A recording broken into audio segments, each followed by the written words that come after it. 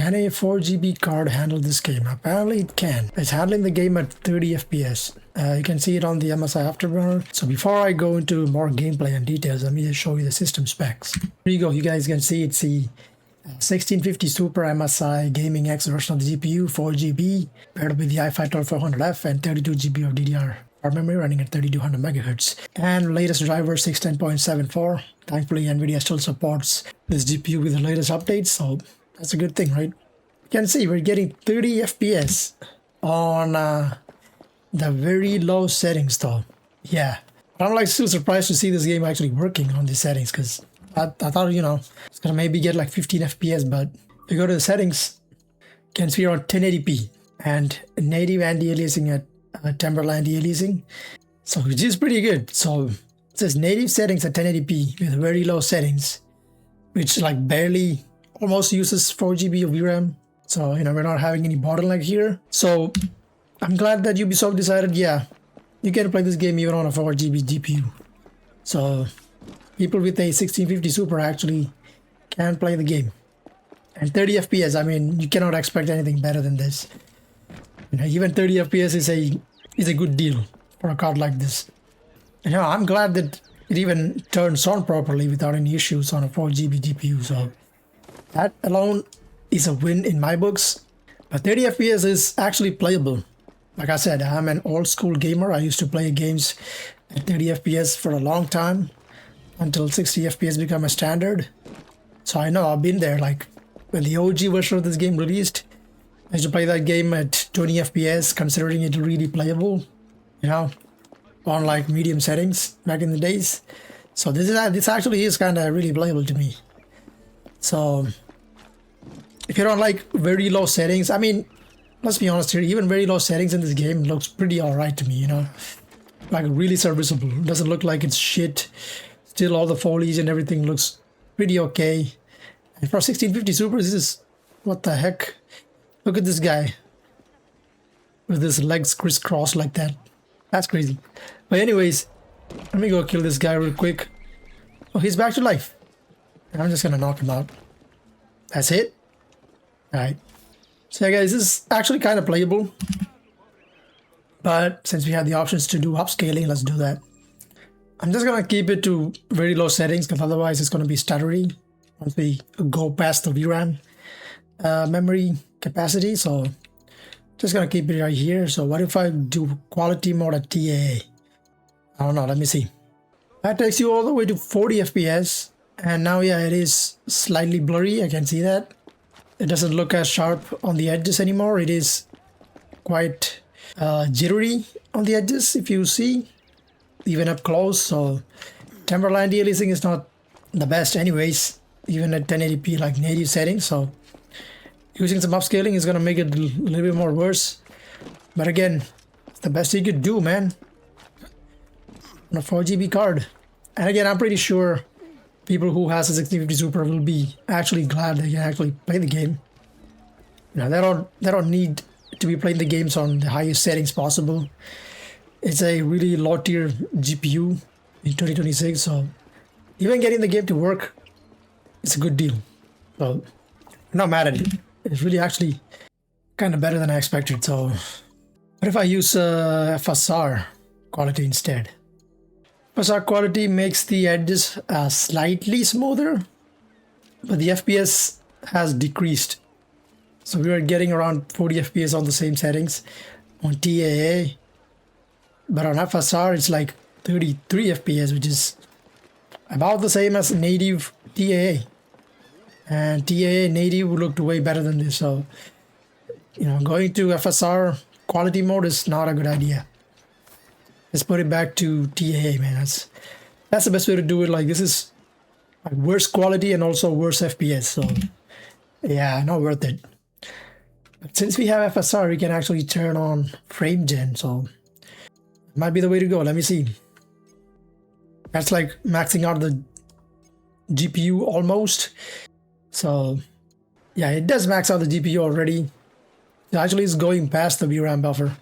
That's why we're only getting 41 FPS upscale from 20. It's again terrible.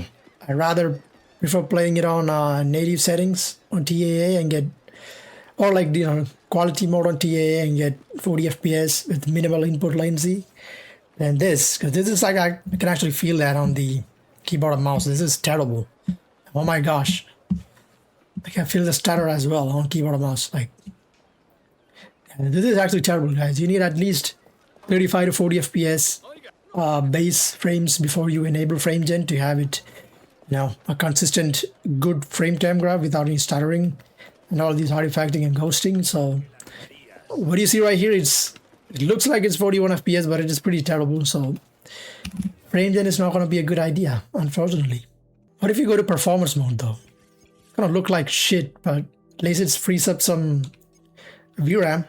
I gets you to 50 FPS, but look at that, man. That now looks like pixelated, really shitty visuals. So yeah, I'd much rather have like better visuals than whatever you're seeing right here and have it played on like 30 FPS than this. Like, it's definitely not worth it. We are still like base frames 26 with stuttering, especially if you're playing on a keyboard and mouse. So this is not worth it.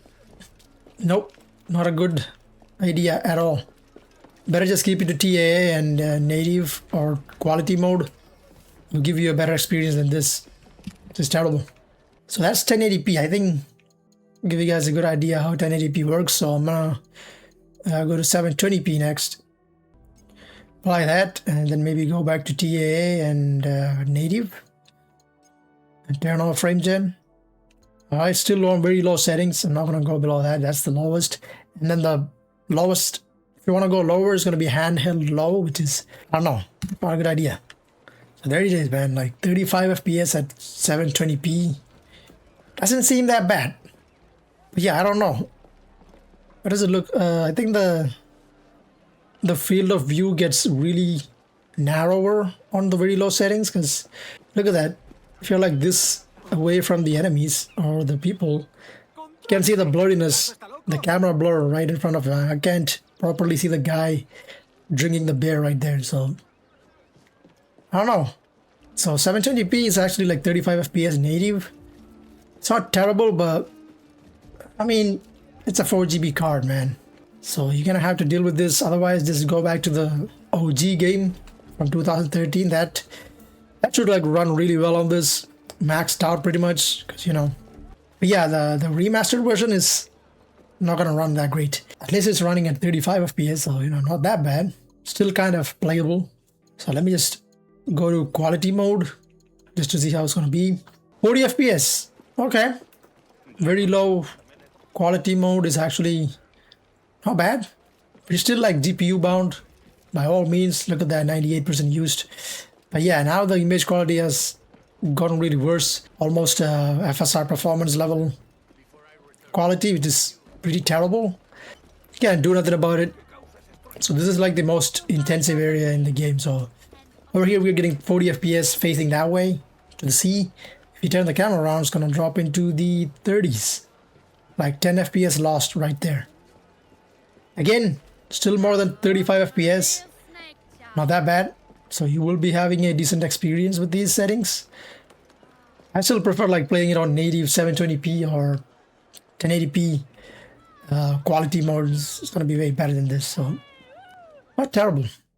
What if I use some frame gen on these settings? Can I use that though?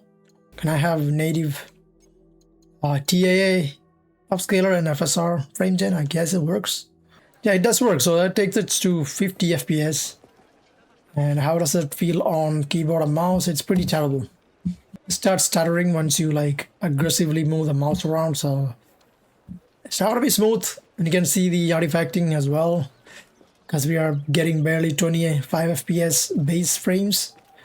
50 FPS is definitely way better than, you know, 40. So it's actually not terrible, but yeah, maybe with a keyboard and mouse it's gonna be really bad, but on a controller it's actually somewhat playable.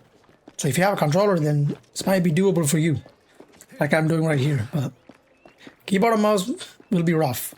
All right, so yeah, 51 FPS, still not enough for us to get to 60. So the last option that I'm gonna go to is gonna be handheld low. I'd restart the game for that, so let's see.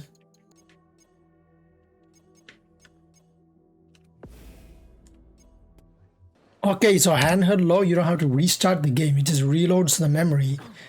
Just convenient.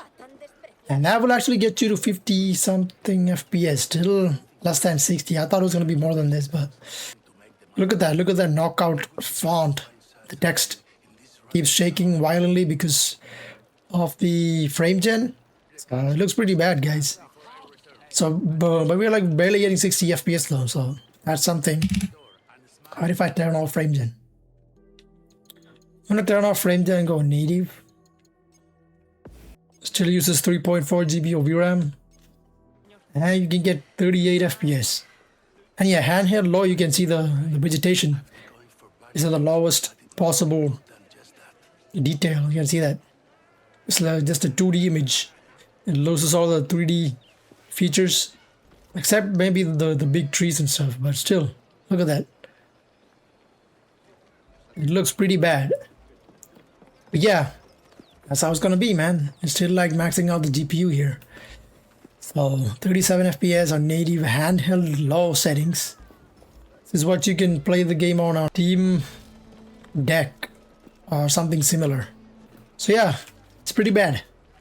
If you're playing it on a 720p monitor or a 1080p monitor, it won't be that bad. But I'm playing this on a 4K monitor, so this is kind of terrible to look at. So I guess that gives you guys a clear idea how the game's gonna run on a 1650 Super. It is playable. Definitely at least 30 FPS is possible. But again, you're not gonna get 60 FPS even on the lowest setting, so yeah. Maybe we will. Let me just go all the way low to performance mode. Might get us to 60 with some frame gen. But it's not gonna be worth it whatsoever, so I'm gonna go to performance mode. Enable frame gen. Oh my gosh. Yeah, that would get us to 60 FPS. Still maxing out the GPU. So now we can get 30 FPS base frames. But just look at the image, man. This is insane. Look at that. Do you want to play like this? I mean, if you are cool with it, then by all means go for it. But you're going to have some issues with your eyes after playing for maybe 10 minutes. Look at that.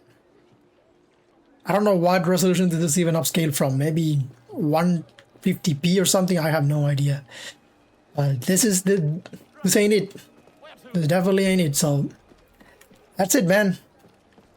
I recommend you guys to play it on either 1080p with quality mode on TAA, not FSR, or 720p native, again on TAA. Those are the best options so far for the 1650 Super. And again, very low settings. If you want to go to handheld low, you can get a little bit of boost, but it won't be anything significantly better. So yeah, guys, that's it. That's Assassin's Creed Blackfire Resynced on the 1650 Super. Pretty terrible, but playable somewhat. So yeah, that's it. I hope you guys are having a great time wherever you are. I'll catch you guys in the next one. So take it easy and peace out.